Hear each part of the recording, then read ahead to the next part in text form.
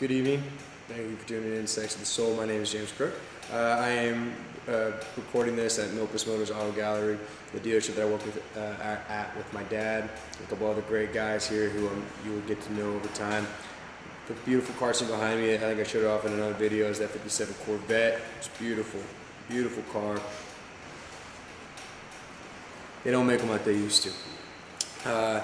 Now, the subject of this video I actually streamed earlier, and for some reason the stream didn't go all the way through, but it's going to be talking about the Chris Paul trade that made huge waves. There's a seismic activity going on in the NBA. It rippled through this morning, and the aftershocks are still hitting right now.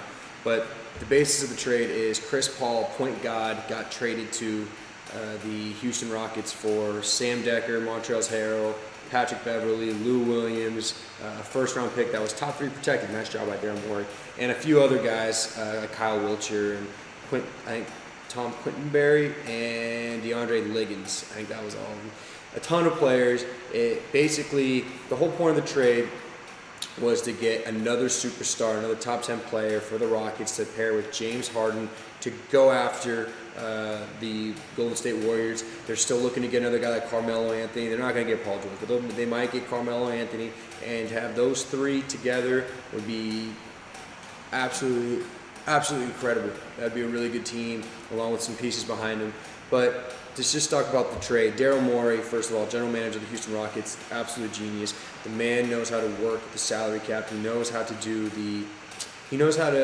to build assets, to acquire young players and get guys in on interesting contracts in creative ways. And because of that, he has created a team that now twice in the last 5 years has gotten superstar players in pretty lopsided deals, at least as far as actual value goes. I think James Harden and Chris Paul are going to be incredible together. Chris Paul shoots 43% on catch and shoot three-pointers. That's a phenomenal average, obviously, and I think that would go even higher because he'll have more open looks. Mike D'Antoni is now going to be able to stagger minutes, which was a huge problem with James Harden just being completely gassed and possibly concussed at the end of that Spurs series that sent the Rockets home in the second round of the playoffs this year. I think that supposedly James Harden and Chris Paul want to play together. I think they'll figure it out. I think it's going to be beautiful with Mike D'Antoni's offense. It's going to be really incredible to watch.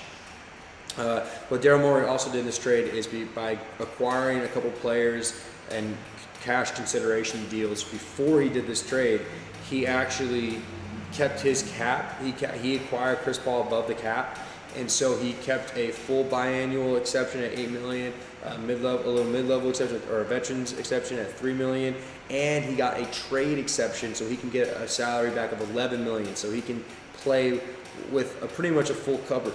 Again, I just give the guy a lot of respect. He genuinely knows how to work the system and achieve results, and I think that it's going to be really fun. I really admire them going for it and making a shot to go out the Warriors. As far as the Clippers are concerned, I think this is a Jerry West deal through and through. Chris Paul told me he wasn't going to sign with them. It was good for them to get some pieces back. They got a couple young, interesting guys in Montrezl Harrell and in Sam Decker.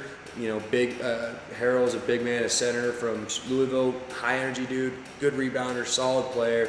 You know, he could turn into a nice little backup big, or even perhaps a starter one day. Sam Decker, same kind of deal, smart, heady player, shooter from Wisconsin. He could play a prototypical power forward at this point, a small ball four. In the NBA, he's able to switch, play decent defense, plays heady. He's a smart player. Harrell's a smart player as well.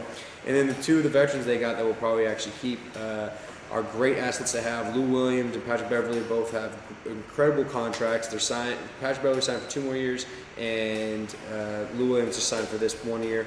But they can trade them. They can get first-round picks for them almost assuredly. They're good locker room guys, what it seems like. Good players.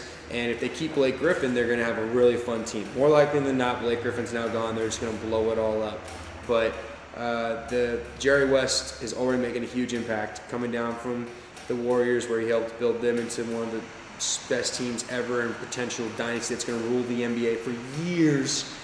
He's now already making moves. He got Juwan Evans, a point guard from Oklahoma State, and Darius Thornwell, a shooting guard from South Carolina. Both good, smart players, heady players, again, that that for various reasons they're a little more athletic or a little bit taller. They could have been top 10, top 15 picks, no doubt. And you got good basketball players in this trade, in the draft, and now the Clippers have a clear reset and are able to rebuild. Though I don't think they ever will be able to truly rebuild until Doc Rivers is gone with his son, because Doc Rivers is just not that good of a basketball coach. He's rigid. He was terrible as president, made horrific deals.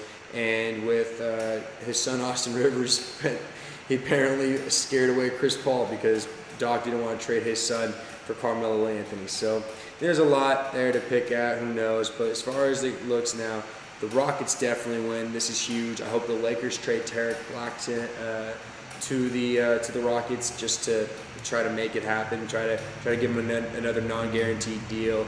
Daryl Morey, respect. Point God and James Harden are going to have a lot of fun together. It's going to be a really interesting thing. And the Clippers got some pieces out of it, so good for them. I hope you guys enjoy the shows tonight. Thank you for tuning in. Stay blessed out there, and I look forward to talking to you all soon.